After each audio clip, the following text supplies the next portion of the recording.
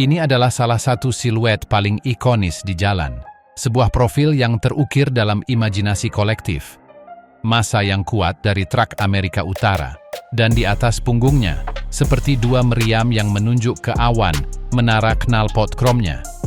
Bagi mata yang belum terlatih, ini adalah isyarat maskulinitas mekanis, ornamen, keinginan gaya pengemudi yang ingin membuat keributan.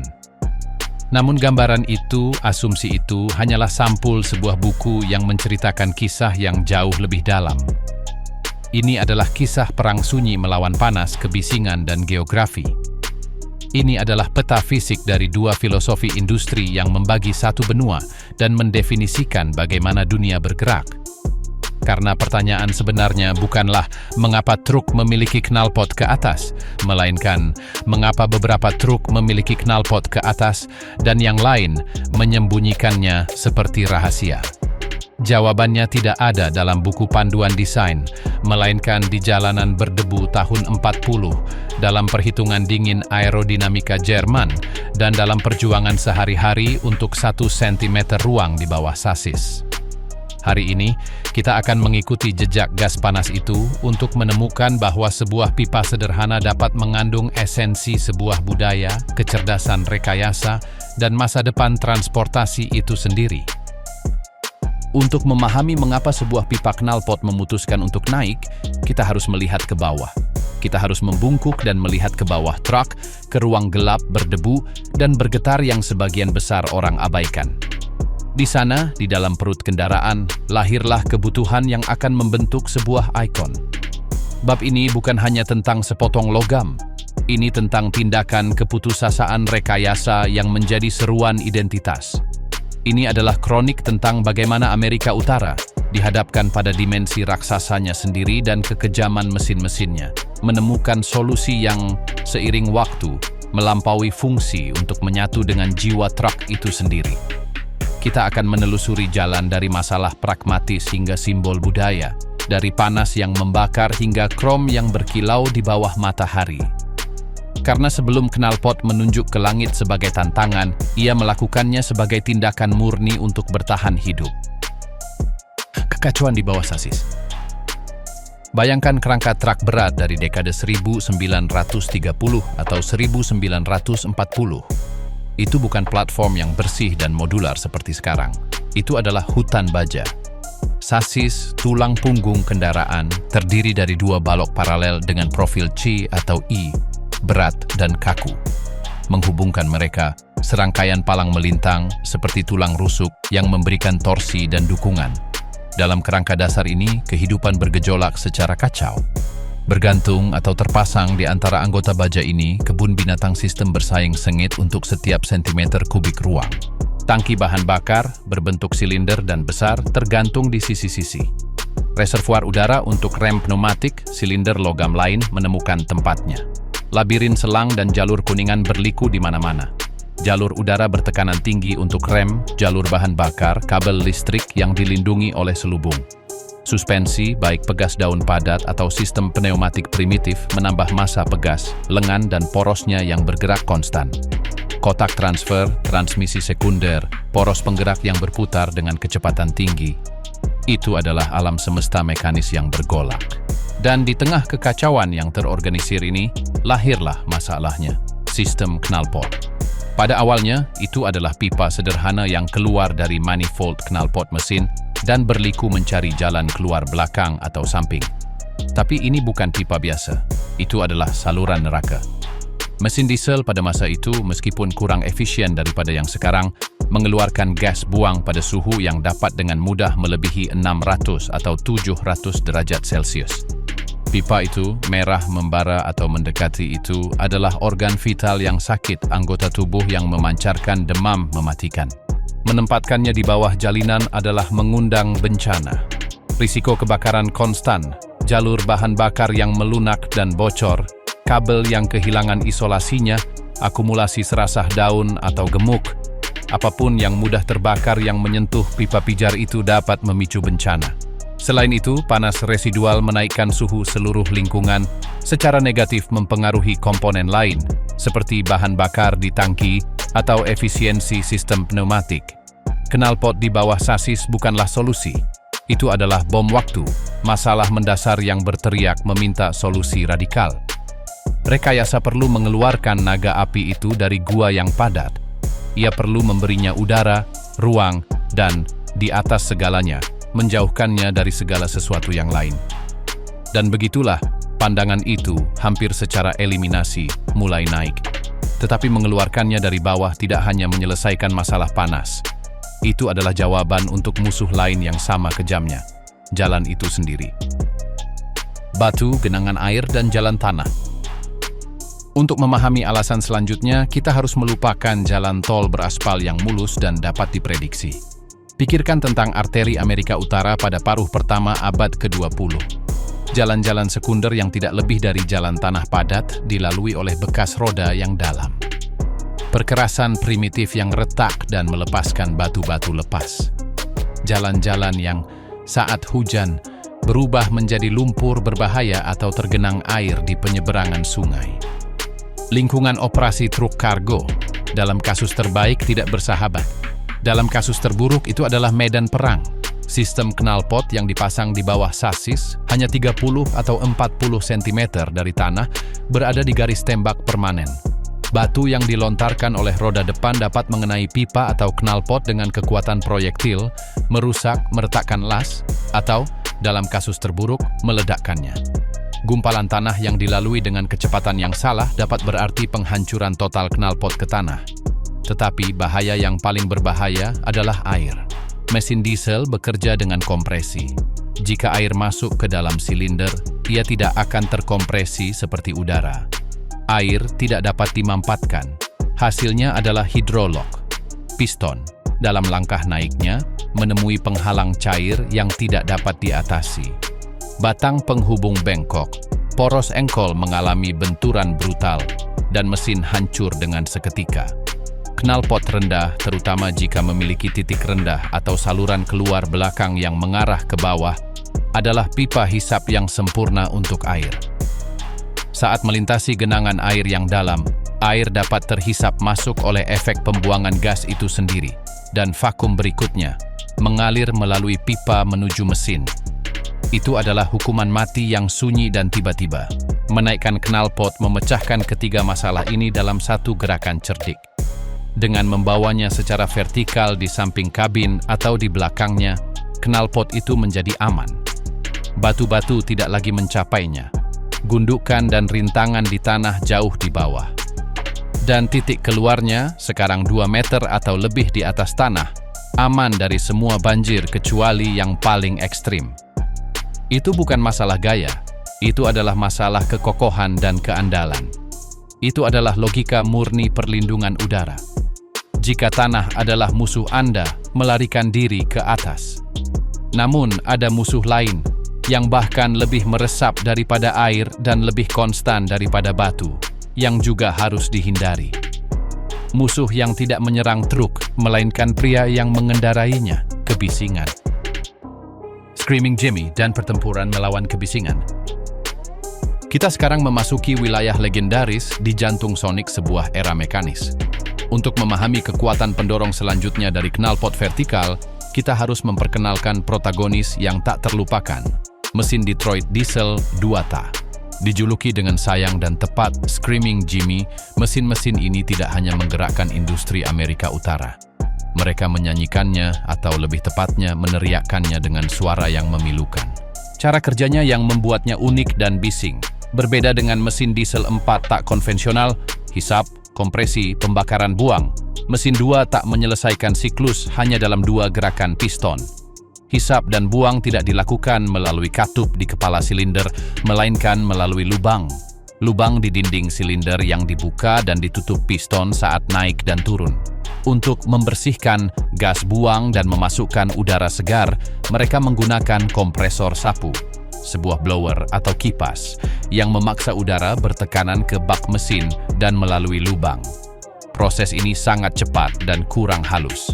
Hasil akustiknya adalah hiruk-pikuk mekanis dari dunia lain. Suara blower, desisan tajam dan konstan, bercampur dengan ledakan silinder yang terjadi 2 kali lebih sering daripada mesin 4 tak dengan ukuran serupa. Detroit Diesel 8V71, 8 silinder V71 inci kubik perpindahan per silinder, tidak terdengar seperti 8 silinder. Karena siklus 2 taknya yang hiruk-pikuk dan nadanya yang khas, bagi telinga manusia terdengar seperti 16. Itu adalah raungan yang kasar, metalik, tajam, dan menusuk. Suara yang memenuhi radius bermil-mil dan menyelinap ke kabin melalui setiap celah. Disinilah ketegangan muncul. Produsen dan pengemudi perlu membungkam suara binatang itu. Tetapi knalpot pada masa itu adalah perangkat sederhana yang bekerja dengan penyerapan dan refleksi suara, menciptakan tekanan balik. Menerapkan knalpot yang sangat restriktif ke mesin 2 tak yang bergantung pada aliran gas yang sangat bebas untuk sapuannya, seperti menutup mulut dan hidungnya. Itu secara drastis mengurangi tenaga, membuatnya tidak efisien, dan membuatnya terlalu panas. Itu adalah solusi yang lebih buruk daripada masalahnya. Kemudian datanglah pukulan jenius pragmatis yang kedua. Jika Anda tidak dapat membungkam teriakan secara efisien, jauhkan mulut orang yang berteriak. Dengan menaikkan knalpot, dan terutama dengan mengakhirinya dengan corong atau potongan lurus tanpa knalpot restriktif yang dikenal sebagai pipa lurus, dua hal dapat dicapai. Pertama, suara tidak lagi diarahkan ke tanah dan dipantulkan langsung ke kabin. Ia diproyeksikan ke atas dan ke samping, di mana ia menyebar lebih cepat di atmosfer. Kedua, dengan mengurangi atau menghilangkan tekanan balik knalpot, mesin bernapas lebih baik dan berkinerja pada potensi maksimalnya. Knalpot vertikal dengan demikian menjadi megafon yang berorientasi strategis. Ia mengarahkan raungan jauh dari pengemudi ke langit, di mana ia tidak akan terlalu mengganggu orang yang mengemudi selama 12 jam sehari. Itu adalah solusi ergonomi yang liar, kesepakatan dengan setan kebisingan sebagai ganti kesehatan mekanis dan tenaga. Tetapi ada sisi lain dari kehidupan di jalan, sisi yang intim dan rentan, yang juga menuntut agar gas-gas itu menjauh. Sisi istirahat, kabin tidur dan garis antara kenyamanan dan bahaya. Kehidupan pengemudi truk jarak jauh tidak berhenti di penghujung hari. Ekonomi perjalanan antar benua menuntut pengemudi untuk tidur di jalan, di kabin yang diperluas yang mencakup kamar tidur kecil di belakang kursi. Tempat tidur bergerak ini adalah tempat berlindung yang sederhana, tempat istirahat di tengah luasnya. Tetapi mereka membawa serta kebutuhan kritis dan bahaya mematikan. Kebutuhannya adalah pengkondisian udara. Dalam dinginnya musim dingin di Dakota Utara atau dalam panasnya musim panas di Texas, mematikan mesin berarti mengutuk diri sendiri untuk malam hipotermia atau sesak napas. Solusinya adalah membiarkan mesin diesel hidup dalam keadaan idle selama berjam-jam, sehingga sistem pemanas atau AC primitif yang bekerja dengan kompresi mesin dapat menjaga suhu yang layak huni di kamar tidur. Bahaya mematikan itu memiliki nama, karbon monoksida, CO.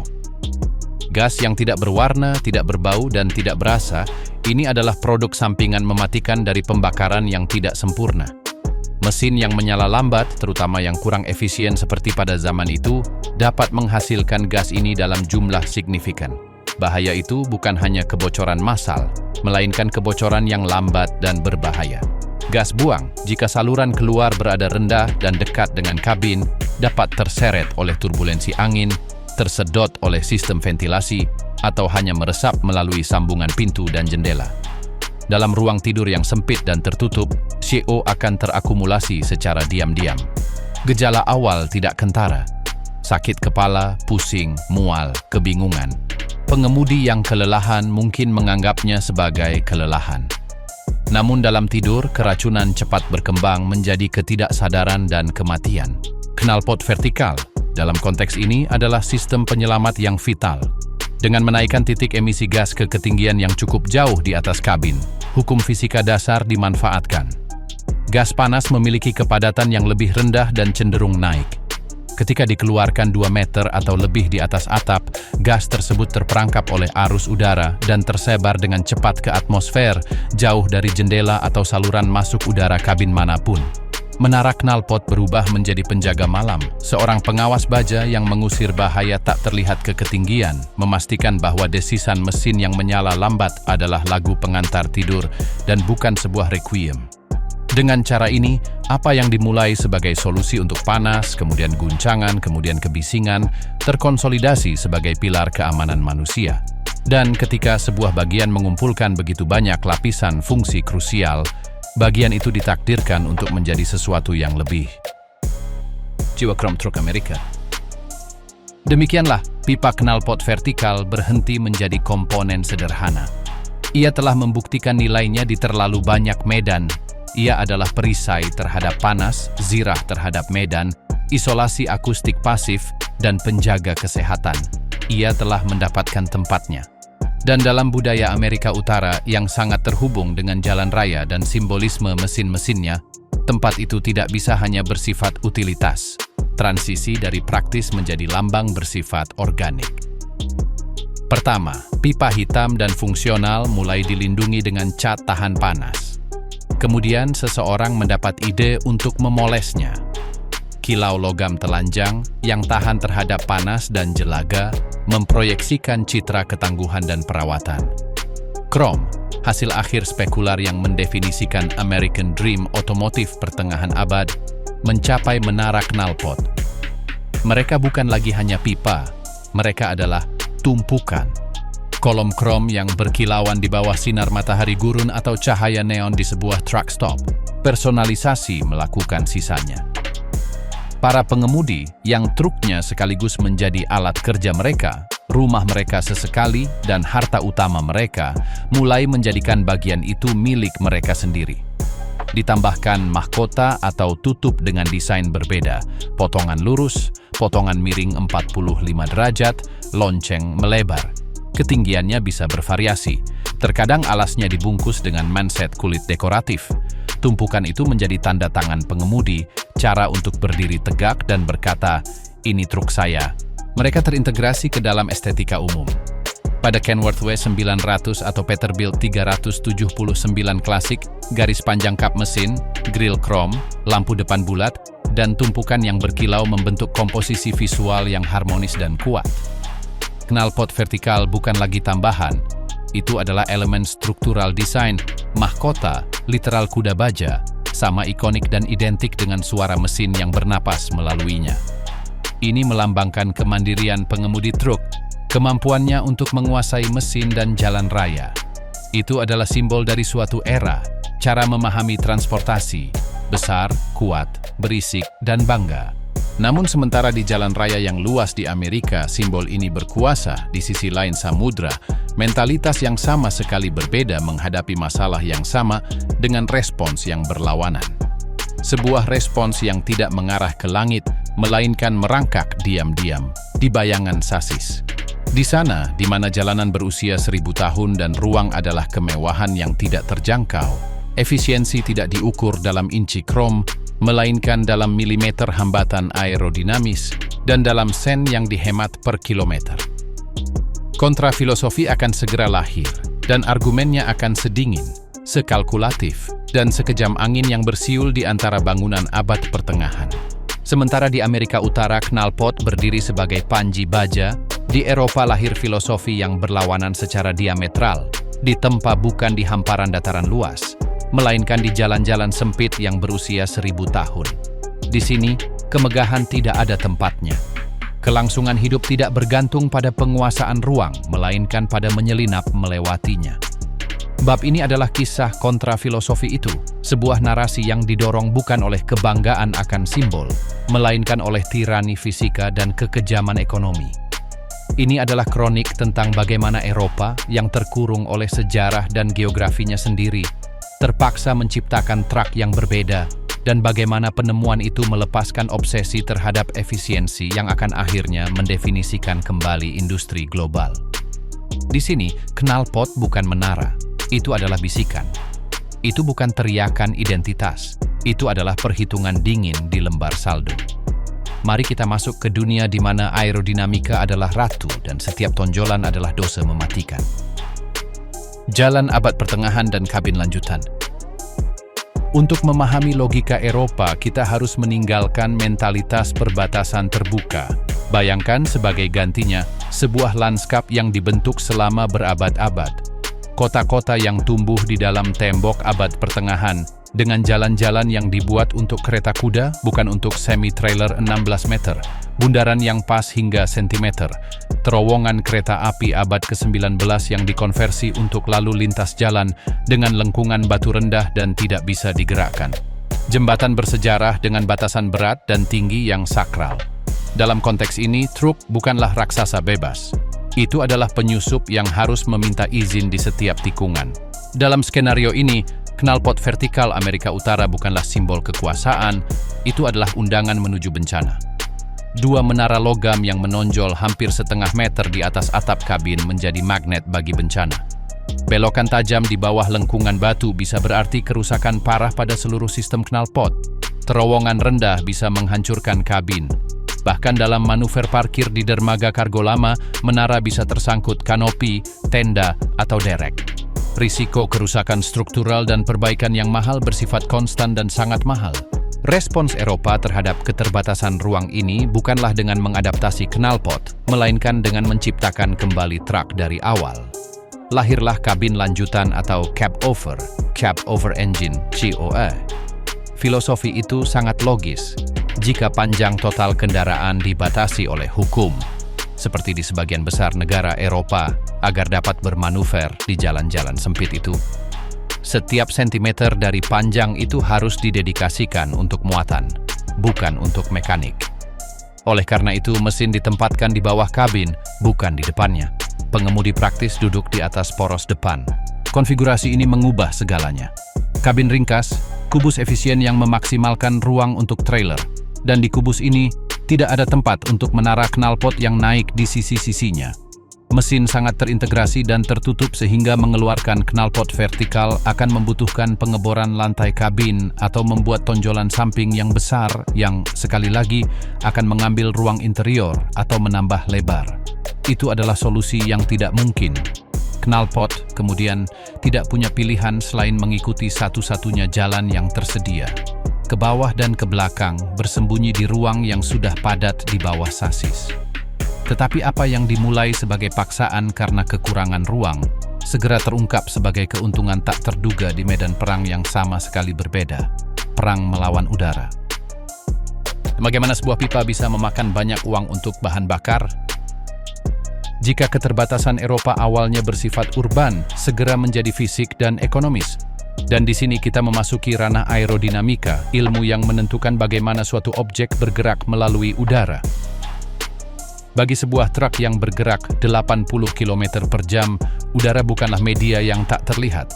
Itu adalah dinding yang padat, lumpur tak terlihat yang menawarkan hambatan. Hambatan itu, yang disebut drag, adalah musuh nomor satu efisiensi. Bayangkan aliran udara di atas truk modern. Ketika bergerak maju, udara menabrak bagian depan kabin, terbagi, dan mengalir di atas atap dan samping. Masalah kritis terjadi di bagian belakang kabin. Di sana, udara yang terlepas dari permukaannya bertemu dengan kekosongan, celah antara kabin dan bagian depan trailer.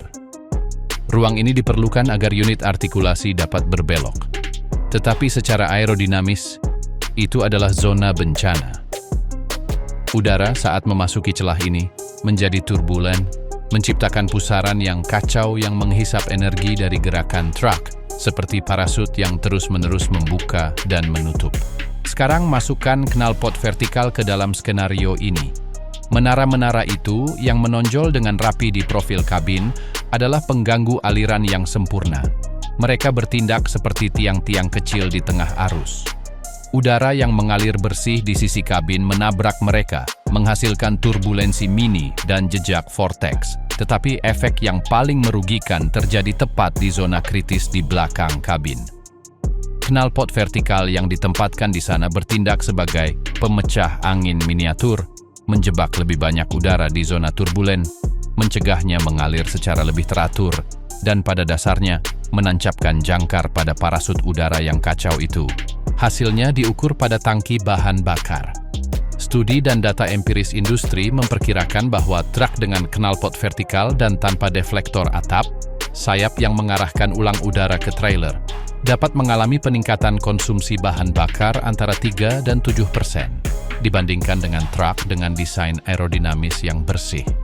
Dalam perjalanan 1000 km, Persentase itu diterjemahkan menjadi puluhan liter diesel yang terbakar hanya untuk mengatasi hambatan yang diciptakan oleh beberapa pipa sederhana. Di dunia di mana bahan bakar semakin mahal, ini bukanlah detail estetika. Itu adalah cacat desain yang tidak berkelanjutan secara ekonomi. Dan ketika harga per liter adalah penentu akhir, persamaannya menjadi kejam. Ketika setiap tetes diesel bernilai emas. Obsesi aerodinamika Eropa tidak lahir dari cinta abstrak terhadap fisika. Ia lahir dari realitas ekonomi yang kejam, secara historis, dan karena pajak yang sangat tinggi yang bertujuan untuk mencegah konsumsi dan mendanai infrastruktur. Harga diesel di Eropa secara sistematis 2 kali lipat atau lebih dibandingkan di Amerika Serikat.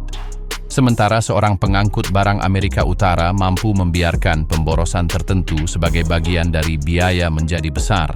Seorang pengangkut barang Eropa melihat setiap 1/100 liter yang terbakar sia-sia sebagai pukulan langsung terhadap margin keuntungan mereka yang sudah sempit. Angka-angka dalam konteks ini berbicara banyak. Bayangkan armada sederhana 100 truk, masing-masing menempuh sekitar 150.000 km per tahun.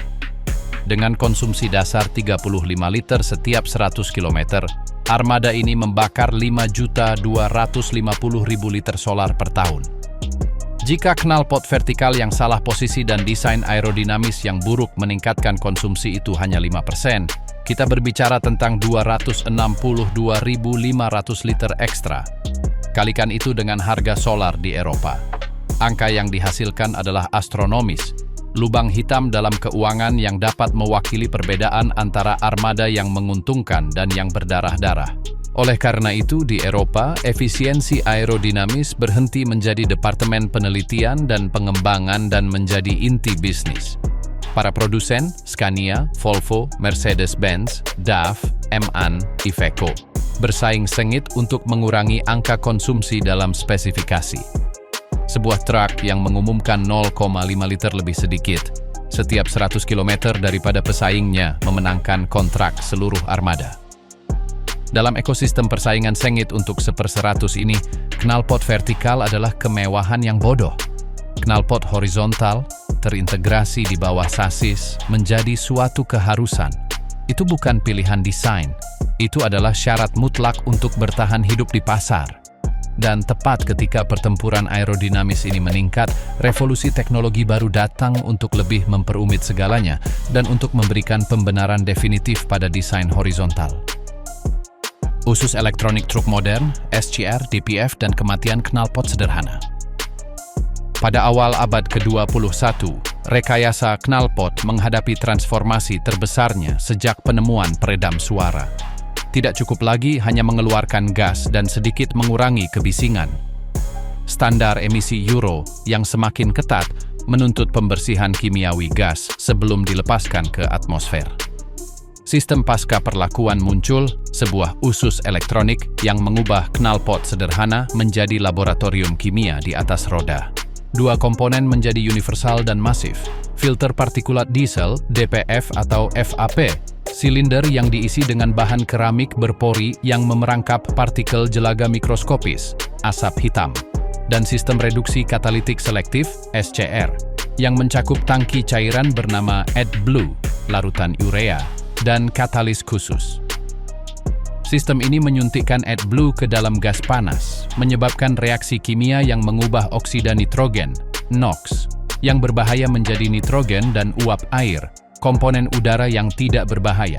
Sistem-sistem ini besar, berat, dan, yang terpenting, sensitif secara termal. DPF, agar tidak tersumbat, harus diregenerasi secara berkala. Suhu internalnya dinaikkan di atas 600 derajat untuk membakar jelaga yang terkumpul. Katalis SCR hanya berfungsi secara optimal dalam kisaran suhu yang sangat spesifik. Di sini desain knalpot menjadi kritis. Memasang paket komponen kompleks ini di menara vertikal adalah tantangan rekayasa monumental. Ini melibatkan pipa yang sangat panjang dari turbo ke dasar menara, yang menyebabkan kehilangan panas, keterlambatan sistem untuk mencapai suhu kerja, dan berat yang lebih tinggi yang memengaruhi stabilitas. Selain itu, pemeliharaan akan menjadi mimpi buruk. Solusi logis hampir wajib adalah mengemas seluruh sistem ini sedekat mungkin dengan mesin di bawah sasis. Pipa lebih pendek yang meminimalkan kehilangan panas dan memungkinkan sistem pasca perlakuan memanas dengan cepat. Berat tetap rendah dan terpusat, meningkatkan dinamika kendaraan. Akses untuk pemeliharaan lebih mudah. Knalpot horizontal yang sudah menjadi kebutuhan aerodinamis dan urban terungkap sebagai satu-satunya arsitektur yang layak untuk era pasca perlakuan. Itu menandai kematian teknis definitif knalpot sebagai pipa sederhana dan mengonsolidasikan profil rendah sebagai standar rekayasa modern. Tetapi orang Eropa tidak berhenti di situ. Mereka mengubah kebutuhan ini menjadi kebaikan dan kebaikan menjadi seni.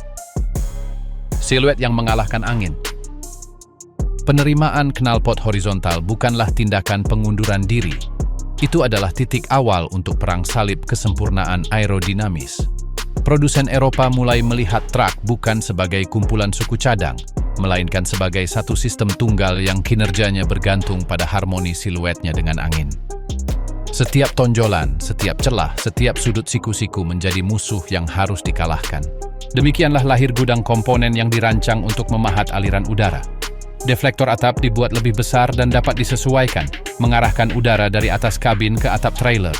Rok samping muncul di bawah pintu, memandu udara dengan bersih di sekitar roda depan dan ruang gandar yang kompleks. Penutup aerodinamis untuk roda belakang menjadi umum, mengurangi pusaran kacau yang dihasilkan oleh ban telanjang. Kaca spion didesain ulang dengan profil aerodinamis, terkadang bahkan dengan deflektor kecilnya sendiri. Dan di tengah revolusi ini, knalpot horizontal berhenti menjadi sesuatu yang disembunyikan. Itu diintegrasikan. Knalpot samping yang bersih dirancang seringkali mengarah ke bawah di belakang roda belakang atau terintegrasi ke bumper belakang. Pipa dipersingkat, diluruskan, dan dikemas dengan elegan. Tujuannya bukan lagi hanya untuk menghindari hambatan. Itu adalah untuk menciptakan aliran laminar, halus dan teratur yang membungkus truk dengan gesekan sesedikit mungkin. Pertempuran antara tradisi vertikal dan efisiensi horizontal ini tampaknya memiliki benua yang terdefinisi dengan baik. Tetapi dunia global memiliki cara yang aneh untuk menghapus batasan. Dan apa yang dimulai sebagai keharusan Eropa, mulai menyusup ke tempat suci knalpot krom, memaksa raksasa Amerika untuk membuat keputusan yang banyak puritan anggap sebagai pengkhianatan. Logika ekonomi dan lingkungan dipersenjatai dengan sistem pasca perlakuan dan harga bahan bakar yang tidak stabil mulai melintasi Atlantik. Hasilnya bukanlah penyerahan sebuah benua, melainkan bentrokan epik, hibridisasi paksa, dan masa depan di mana pilihan pipa tidak lagi hanya berbicara tentang geografi, tetapi tentang persamaan global yang jauh lebih kompleks.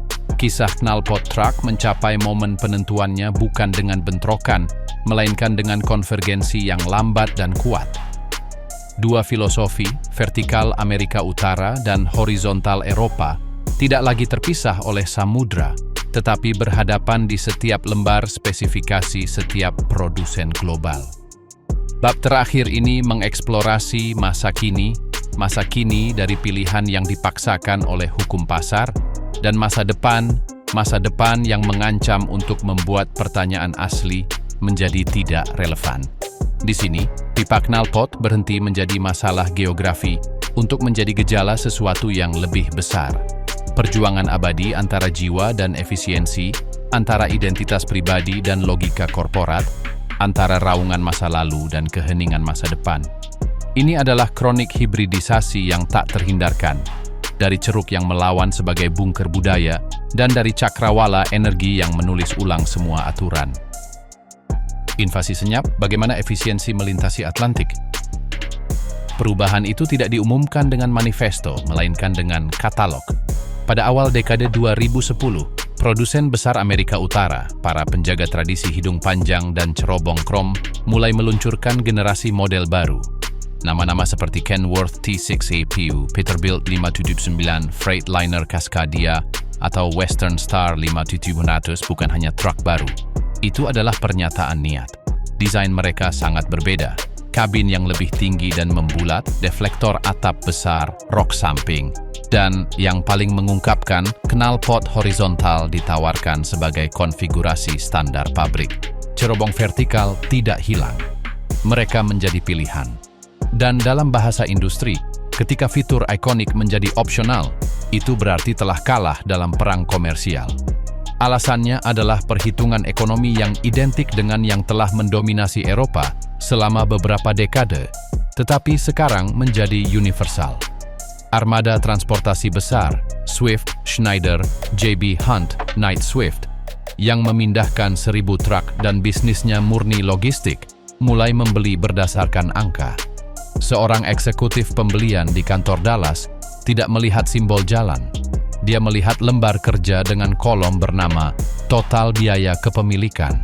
Ketika para insinyur Freightliner atau Peterbilt menunjukkan kepada mereka dengan data yang tidak dapat disangkal bahwa knalpot horizontal terintegrasi dengan desain aerodinamis lengkap dapat meningkatkan efisiensi bahan bakar 2, 3, atau bahkan 5% dibandingkan dengan konfigurasi dengan cerobong, keputusan sudah diambil.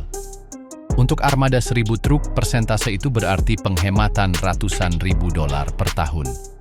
Raungan knalpot vertikal bagi mereka adalah suara uang yang keluar melalui pipa. Invasi senyap itu bukan Eropa, itu adalah invasi akuntansi. Efisiensi seperti virus telah melintasi Atlantik dalam laporan keuangan dan telah menginfeksi inti bisnis transportasi Amerika Utara. Knalpot horizontal berhenti menjadi keanehan Eropa untuk menjadi standar global baru efisiensi. Tetapi satu hal adalah standar pasar dan hal lain yang sangat berbeda adalah detak jantung sebuah budaya. Benteng terakhir, mengapa knalpot vertikal masih belum mati? Meskipun efisiensi maju tak terbendung, menara krom belum runtuh. Mereka telah mundur ke benteng mereka, di mana nilai-nilai mereka tidak diukur dalam liter per kilometer, melainkan dalam inci kebanggaan dan fungsionalitas ekstrim. Benteng-benteng ini ada 3, dan masing-masing mempertahankan tradisi karena alasan yang kuat. Yang pertama adalah dunia truck show dan yang disesuaikan. Di sini, truk bukan alat, melainkan karya seni, perpanjangan monumental dari kepribadian pemiliknya. Di pameran dan kontes ini, cerobong adalah elemen sakral, setara dengan tanduk panjang pada banteng silsilah. Mereka dipoles hingga mengilap, melengkung pada sudut yang tidak mungkin. Resonansi dipasang untuk memodulasi suara, dicat dengan api atau desain yang disesuaikan. Menghilangkannya seperti mencabut mahkota dari seorang raja. Mereka mewakili ekspresi tertinggi budaya pengemudi truk Amerika Utara, penghormatan hidup untuk era keemasan.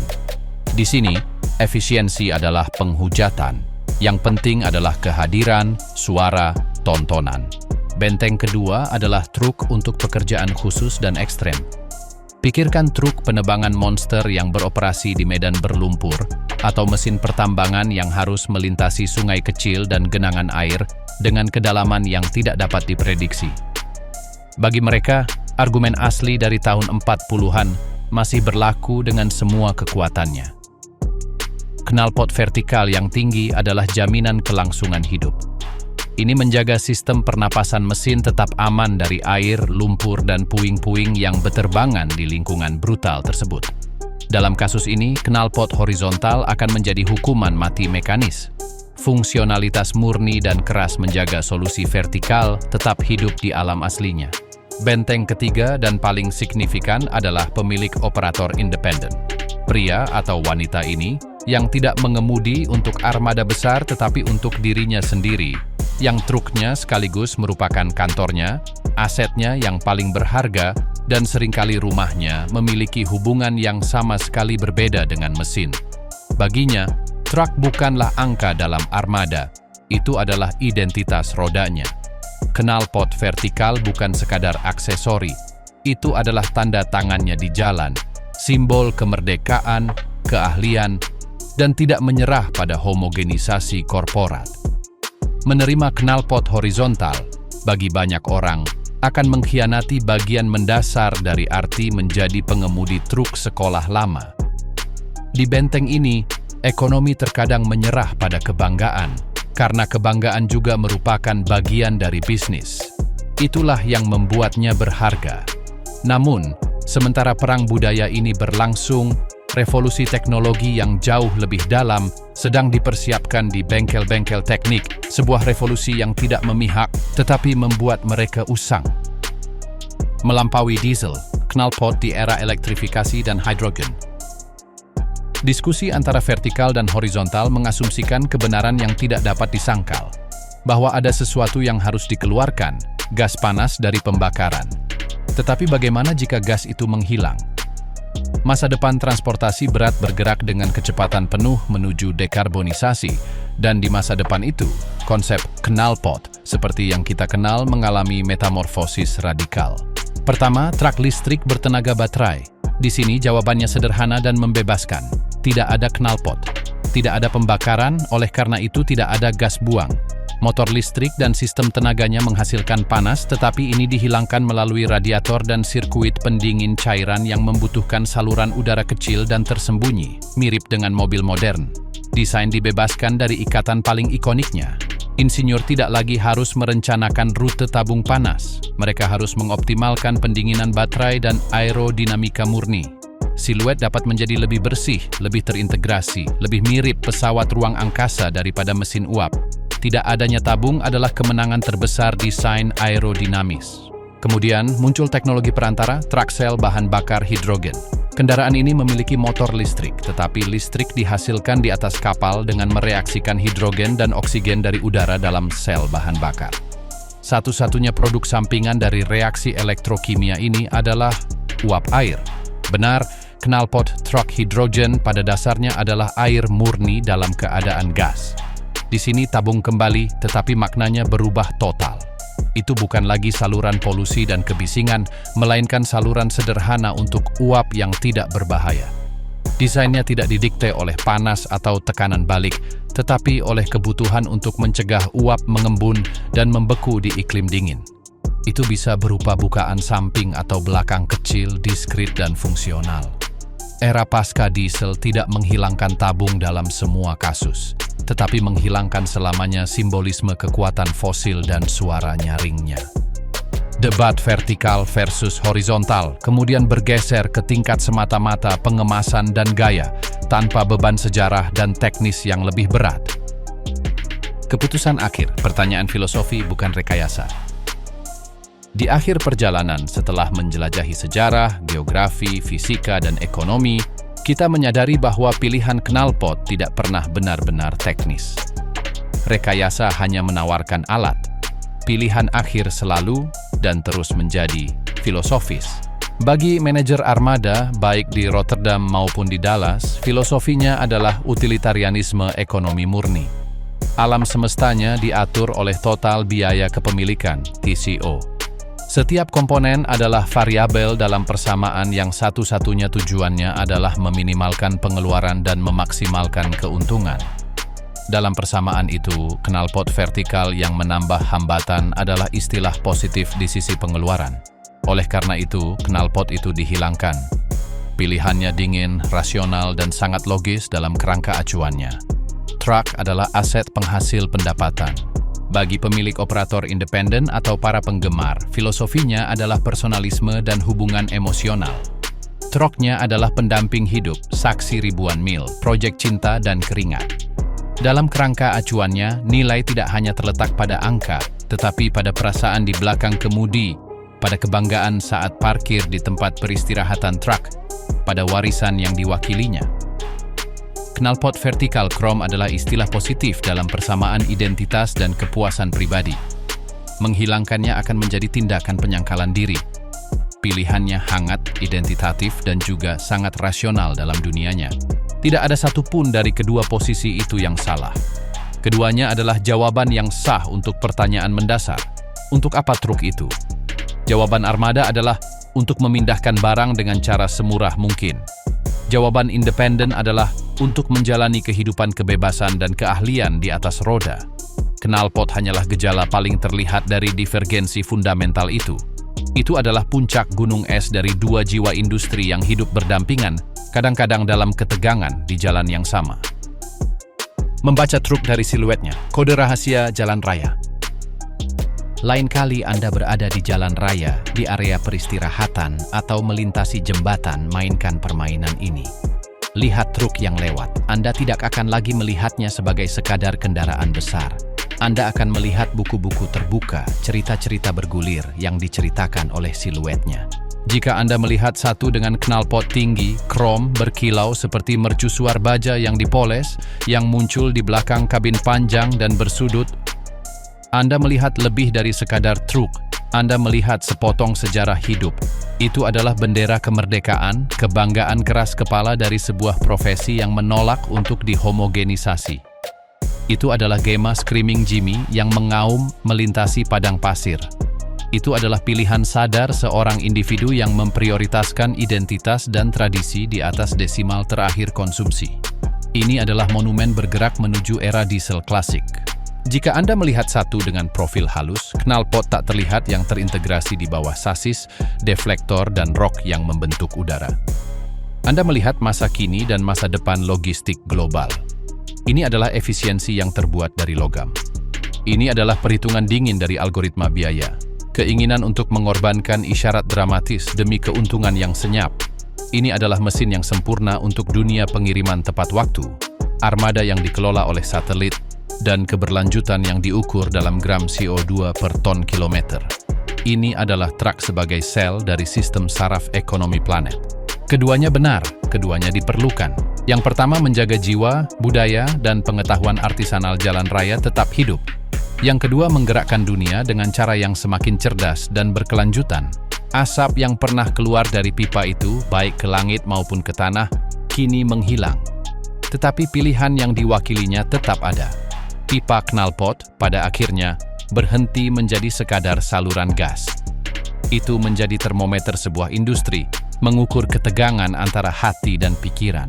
Dalam kompas jalan, di mana jarum selamanya berayun di antara dua kutub yang sama-sama kuat, legenda dan buku besar, legenda jalan dan buku rekening.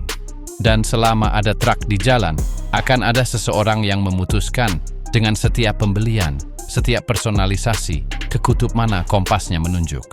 Cerita berlanjut, kilometer demi kilometer.